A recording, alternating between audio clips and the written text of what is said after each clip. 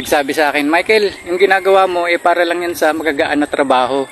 Hindi kagaya sa amin, construction o mabibigat yung trabaho, kailangan talaga naman namin ng kanin. Rice is life.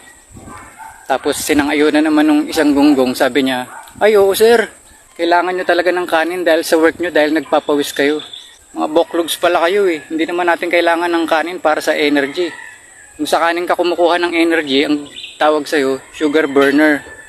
Kasi di ba pagkain mo ng kanin, busog ka kagad, taas yung insulin, tapos baba agad, di gutom ka na naman. Kaya nga, ilang kain mo na, lagi ka pa rin gutom. Yung mga naka-low carb, kumukuha sila ng energy sa protein at fats.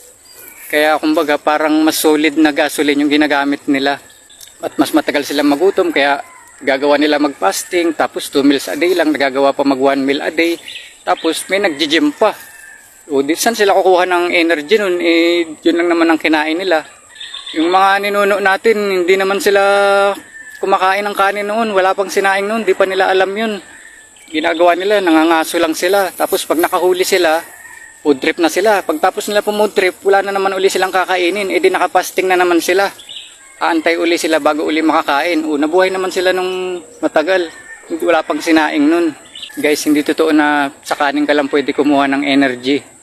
Para mo sinabi na kasalanan ko kung bakit ka naging construction. Ako naging construction din ako noon, mabigat nga. Pero hindi ko pa alam yung low carb noon. Pero kung alam ko yung low carb noon, maglo-low carb pa rin ako dahil yun mas maganda sa katawan. Tapos sasabihin nyo, kailangan ng kanin para sa energy. Guys, yung kanin pag pumasok na sa katawan natin, katumbas niya ay 10 kutsaritang asukal. Guys, wake the fuck up!